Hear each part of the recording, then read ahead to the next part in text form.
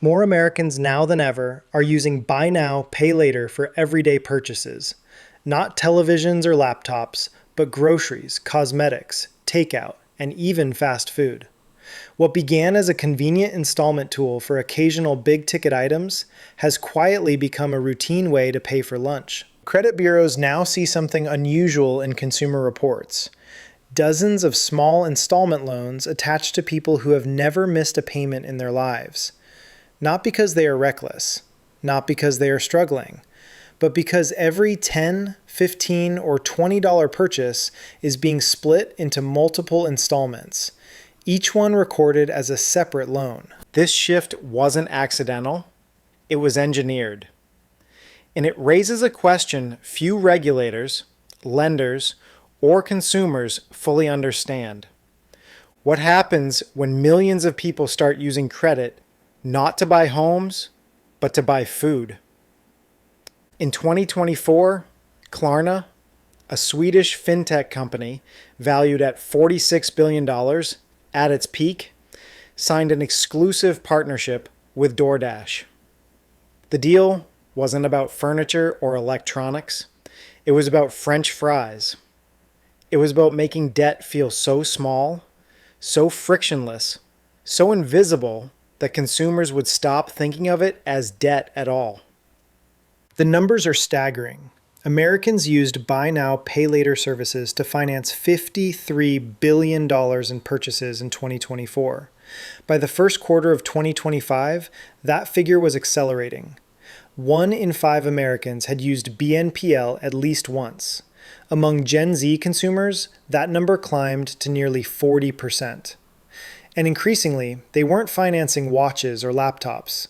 They were financing lunch. This is the story of how a Swedish startup convinced millions of people that they needed credit to buy a burrito. How a business model built on consumer spending turned everyday purchases into financial obligations. How the architecture of modern debt evolved to make borrowing so seamless that people stopped noticing they were borrowing at all. And how, in the process, it may have laid the groundwork for the next consumer debt crisis. Buy now, pay later isn't new. The concept traces back decades to layaway plans and installment credit. In the 20th century, these systems served a clear purpose. A family buys a refrigerator for $300. They can't pay up front. They agree to monthly payments. The refrigerator stays in the store until it's paid off. Risk is managed. Expectations are clear. But Klarna, founded in Stockholm in 2005, reimagined the model for the digital age. The pitch was simple. Let people split purchases into smaller payments. No interest if paid on time. Approve transactions instantly. Make the process feel effortless. By 2019, Klarna was processing transactions in 17 countries. By 2021, its valuation hit $46 billion, making it Europe's most valuable private fintech company.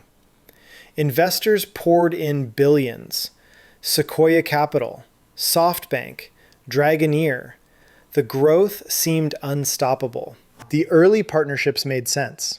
ASOS, H&M, Zara. Fashion retailers where people might spend $100 or $200 and prefer to spread the cost. The psychology was clear. Seeing pay $25 now feels easier than pay $100 total, even if the consumer has the full amount in their account. Then came the shift. In 2022, Klarna began expanding into lower value categories: groceries, cosmetics, everyday items. The logic was straightforward.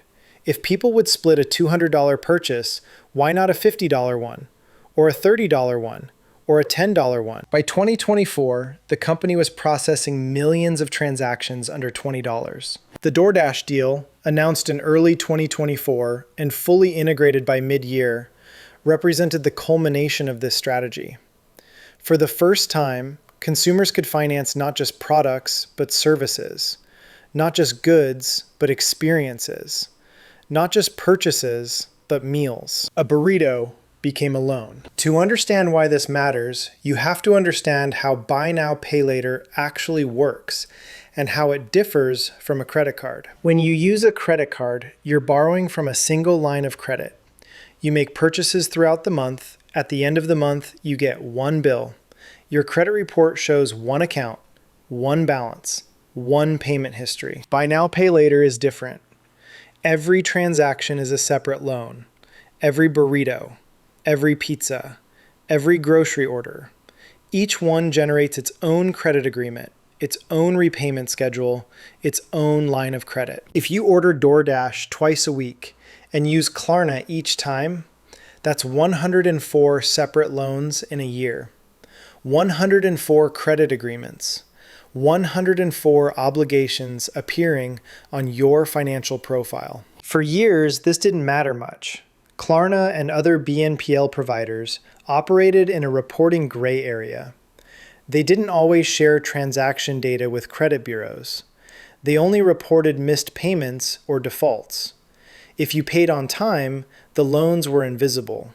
But that changed. In 2022, under pressure from regulators and lenders, Klarna began reporting all transactions to credit bureaus in the United States. Not just missed payments. Every loan, every installment. Every $4 coffee payment split into 3 installments of $1.33. Suddenly, these invisible debts became visible. Mortgage lenders noticed first. Applicants with clean payment histories were showing up with credit reports listing dozens, sometimes hundreds, of small loans. The cumulative effect looked alarming. Not because the borrowers were defaulting, but because the sheer volume of credit obligations suggested financial instability. The UK's Financial Conduct Authority began warning consumers in early 2024. Using BNPL during the mortgage application process could jeopardize approval, even if every payment was made on time, even if the total debt was minimal. The optics were toxic. A mortgage underwriter in Manchester put it bluntly in an interview with the Financial Times. If I see someone who needs credit to buy lunch, I question their ability to manage a 30-year loan. But if buy now, pay later is so risky for consumers, why do merchants love it? The answer is simple. It works. Consumers spend more. Klarna charges merchants a fee for every transaction, typically between 4 and 6% of the purchase price. That's roughly double what credit card processors charge. For a restaurant operating on thin margins, 6% is significant. But merchants pay it because BNPL increases average order values by 20 to 30%. The psychology is well documented. When consumers see a $17 total broken into 4 payments of $4.25, the purchase feels smaller, even if they have $17 in their account, even if they're paying the same amount. The framing changes the decision. DoorDash, facing pressure to increase order frequency and average cart size, saw an opportunity. In 2024, the company's revenue was $9 billion, but profitability remained elusive. Delivery margins are razor thin. Competition from Uber Eats, Grubhub, and others was fierce. Anything that nudged customers toward higher spending was valuable. Enter Klarna. The partnership was exclusive. No Affirm, no Afterpay, just Klarna. For DoorDash, the deal meant higher order values and more frequent purchases. For Klarna, it meant access to millions of transactions, hundreds of millions of small loans generating transaction fees. But there was a problem. People who finance burritos don't always pay them back. In May 2025, Klarna reported its first quarter earnings. The results were devastating. A $99 million loss. Revenue was up, but so were defaults. The company's loan loss provisions, money set aside to cover unpaid debts, had nearly doubled year over year. The explanation was buried in the fine print. As Klarna expanded into lower value, higher frequency transactions, default rates climbed, not catastrophically, but noticeably. People who financed a $600 laptop were more likely to pay it back than people who financed a $12 burrito. The math was unforgiving. Klarna makes money from merchant fees and, in some cases, late payment charges. But if a consumer defaults on a $12 loan, the company loses not just the principal, but the processing costs. At scale, across millions of transactions, those losses add up. Investors began asking uncomfortable questions. How sustainable is a business model built on financing fast food? How many people can you lend $12 to before default rates erode profitability? And if Klarna is losing money on these transactions, why pursue them at all? The answer lies in growth. Fintech companies are valued on user acquisition and transaction volume. Klarna's strategy wasn't to make money on burritos.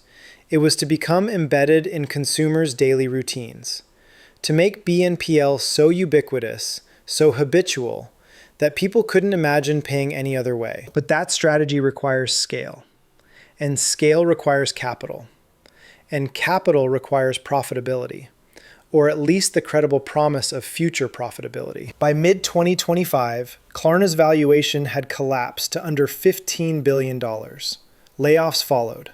The company cut 20% of its workforce. Expansion plans were shelved. The narrative shifted from growth to survival. For consumers, the appeal of buy now, pay later is obvious. It feels good. It feels easy. It feels like you're spending less. But the structure creates a trap. Consider a typical user. She orders DoorDash 3 times a week. Each order is $20. She uses Klarna every time. That's 3 new loans per week, 12 per month, 144 per year. Each loan requires 4 payments over 6 weeks. At any given moment, she's juggling 12 to 15 active payment schedules. Some due this week, some next week, some the week after. The cognitive load is immense. Now add the interest. Klarna advertises 0% interest if paid on time, but late payments trigger fees. In some cases, interest rates on overdue balances reach 20 to 36% annually. A missed $12 payment can snowball into $18 or $20 within months. And here's the critical part. People don't think of these as loans. They think of them as payments, as budgeting tools, as a way to manage cash flow. But lenders don't see it that way. Lenders see debt. In 2024, a study by the Consumer Financial Protection Bureau found that 38% of BNPL users had missed at least 1 payment in the previous year. Not because they couldn't afford it, but because they forgot. Because they were managing too many obligations, because the system was designed for convenience, not accountability. The consequences ripple outward. Missed payments tank credit scores. Damaged credit makes it harder to rent apartments, secure car loans, or qualify for mortgages. For younger consumers, the demographic most likely to use BNPL, this can derail financial stability for years. But the risks extend beyond individual consumers. There's a macro-level concern that almost no one is discussing. If buy now, pay later becomes the dominant payment method, merchants will raise prices to offset the 6% processing fees. That cost doesn't disappear. It gets passed to consumers. All consumers. Even those who don't use BNPL. This is already happening. Retailers who partner with Klarna report that the incremental revenue from higher order values offsets the fees. But incremental revenue is just another way of saying higher prices. The consumer who pays with a debit card subsidizes the consumer who pays with Klarna. At scale, this contributes to inflation. Not dramatically, not overnight, but steadily. If enough consumers shift to BNPL and enough merchants raise prices to accommodate it, the cumulative effect pushes costs higher across the economy. There's precedent for this. In the 1980s and 1990s, as credit cards became ubiquitous, merchants absorbed processing fees by raising prices. Cash-paying customers ended up paying slightly more to cover the costs of credit infrastructure. The same dynamic is unfolding with BNPL. only faster and with fewer regulatory guardrails. Some economists warn of a subprime burrito bubble. The phrase sounds absurd, but the logic is sound. If millions of consumers are taking on unsustainable debt for everyday purchases, and if lenders are losing money on those transactions, the system becomes fragile.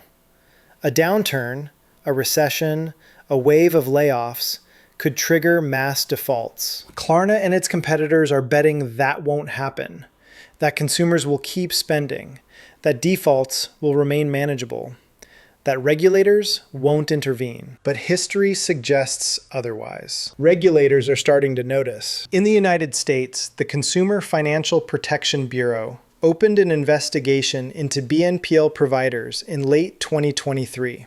The focus was on transparency, consumer protection, and reporting practices.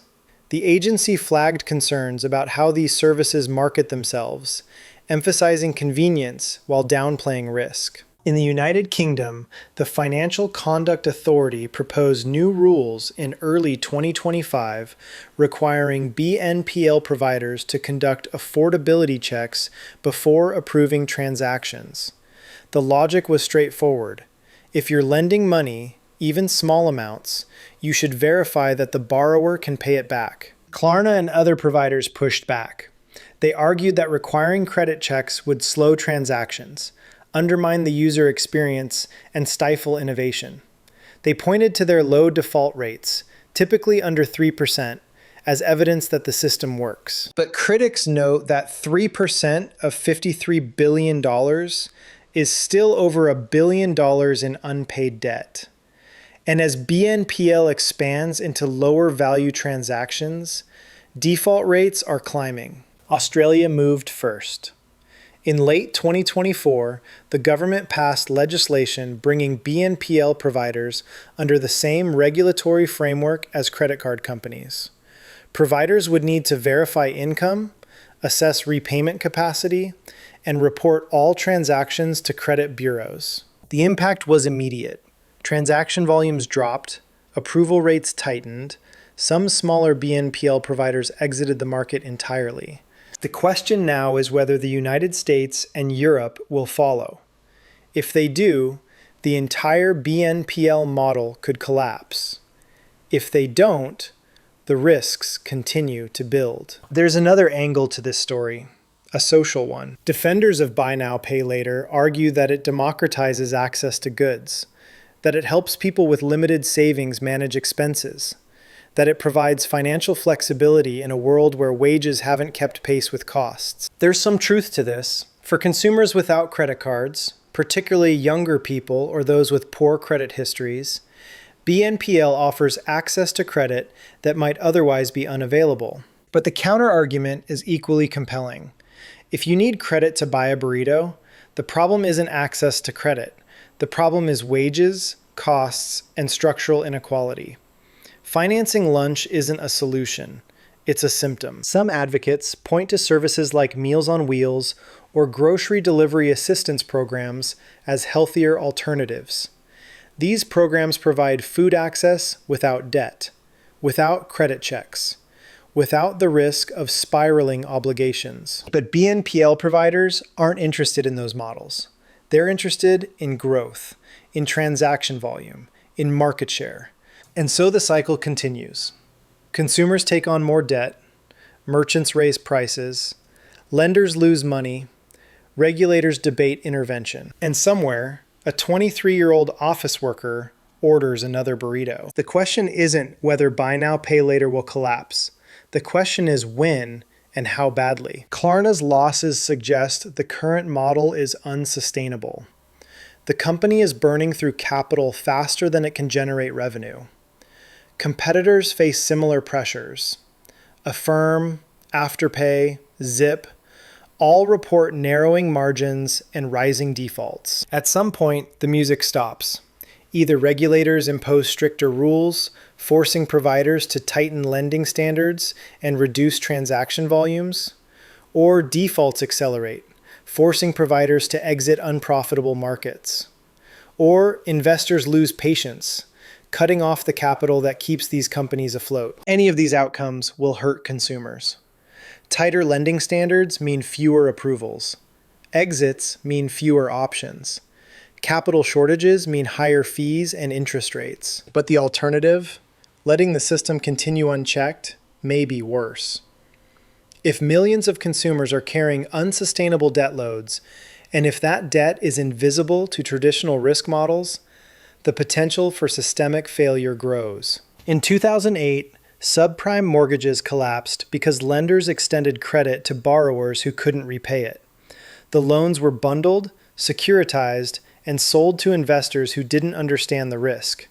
When defaults spiked, the entire system seized. BNPL isn't mortgages. The scale is smaller, the systemic risk is lower, but the pattern is familiar. Extend credit to risky borrowers, minimize transparency, prioritize growth over sustainability, hope the defaults stay manageable. So far they have, but margins are thin, and the system is fragile. History is filled with financial innovations that seemed brilliant until they weren't. Payday loans, subprime auto lending, adjustable rate mortgages. Each promised to expand access, increase convenience, or unlock growth. Each ended badly. The common thread is simple. When lending becomes too easy, when risk is obscured or ignored, when growth outpaces sustainability, the system breaks. Buy now, pay later may be different. It may prove resilient. It may evolve into a stable, regulated part of the financial landscape. But right now, it looks like a system built on a fragile premise that you can lend $12 to millions of people over and over again and expect them all to pay you back. The data suggests otherwise. The losses are mounting, the risks are growing, the end game is unclear. And yet, the machine keeps running. Orders keep coming. Loans keep getting approved. Debt keeps accumulating. In Minneapolis, in London, in Sydney, people are financing burritos. They're opening lines of credit for coffee. They're taking on obligations for groceries. They don't see it as debt. They see it as convenience. But the lenders know better. The regulators know better. The data knows better. The question is whether anyone will act before the system collapses under its own weight, or whether, like so many financial innovations before it, buy now, pay later will be remembered not for what it promised, but for what it cost.